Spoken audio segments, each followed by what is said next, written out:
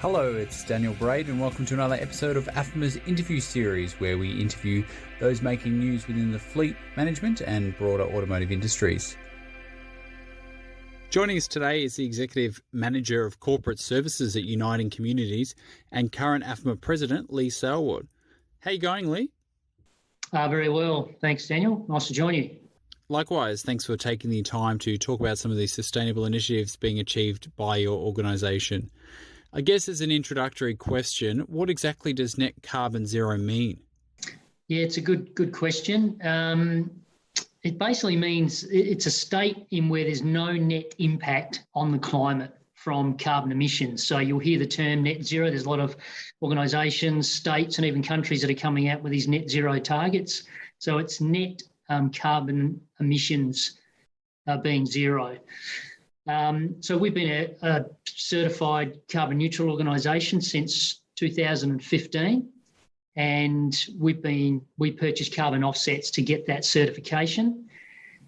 What net zero is you can still produce some carbon emissions, but it's a bit of a stricter test. You're only able to neutralise some of those processes by removing and storing carbon that's already been emitted into the atmosphere.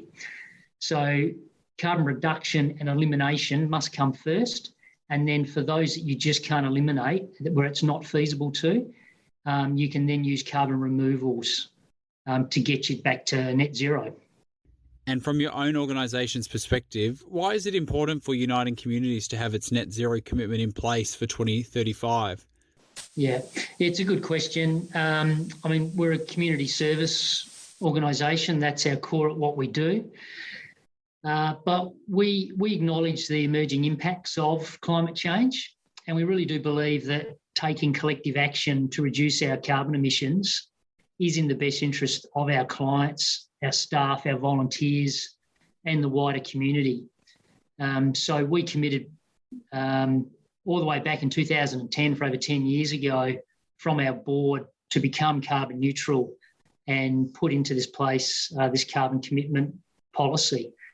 And yeah, like I said, it's been a 10-year journey. We've got to this point, and now these are really the next steps. How can we double down and do even better for the next 10, 15 years as we head towards 2035 and just try and completely eliminate carbon emissions where we can. So when we think from a fleet perspective, what initiatives have already been carried out so far at Uniting Communities? I guess especially in terms of if there's been any new vehicles that you've brought in or things like that. Yeah, we've made a number of changes for quite a while. It was all the way, again, back in 2010, actually, when Uniting Communities were fortunate enough to pick up AfMA's Fleet Environment Award that year. And that was predominantly achieved back then by scaling down the size of our fleet to smaller, more fuel-efficient vehicles. And that really kicked us off and started us on that pathway.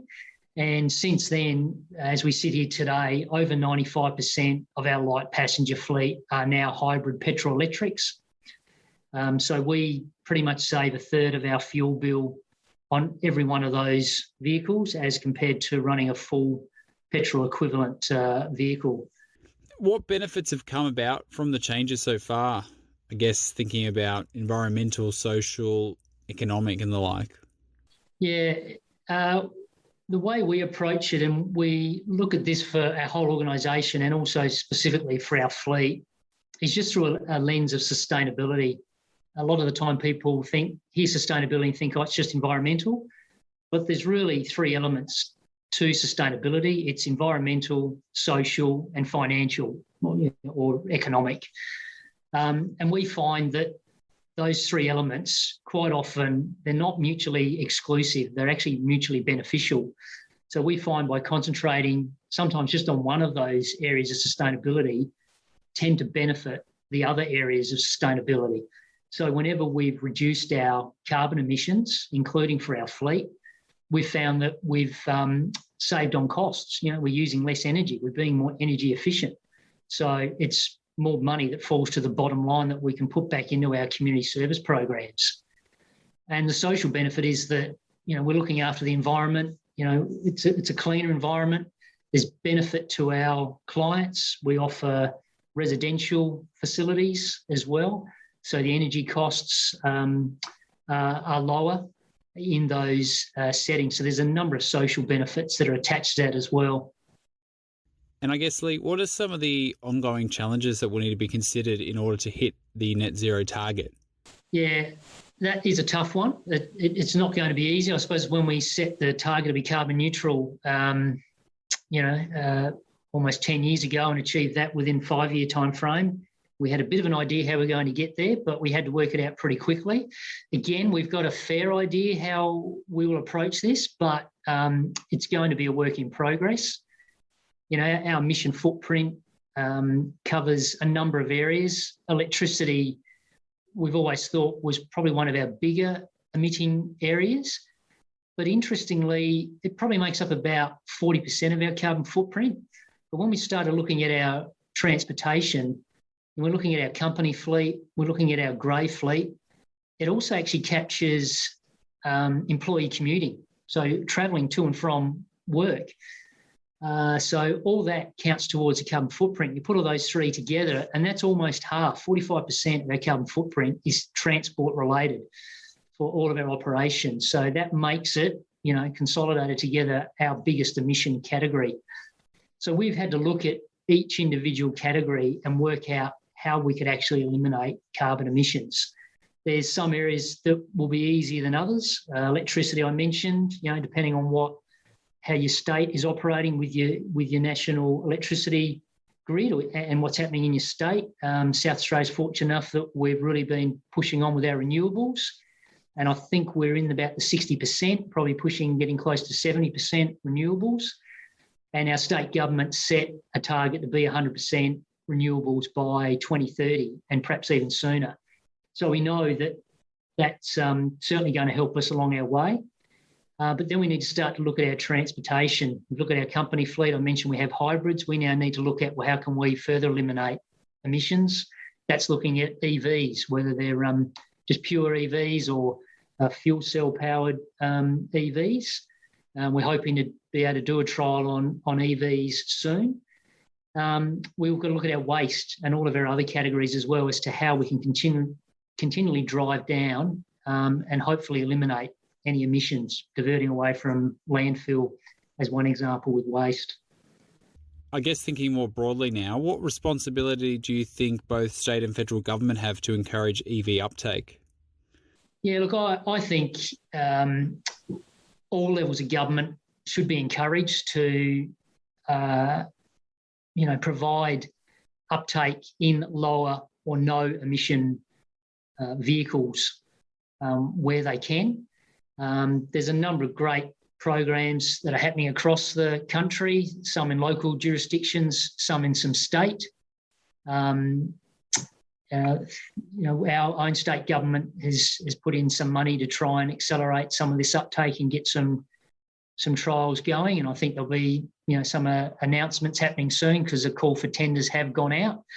And there's some things happening in other jurisdictions as well. So I think everyone's got a part to play in trying to promote what they can. I mean, we've seen, whether it's with incentives, we've seen that in the solar industry initially to get that going. And now Australia, I think, dominates the world in solar PV uptake on roofs, which is great because it's got to the point where those subsidies are just now virtually being phased out because the industry is up and running.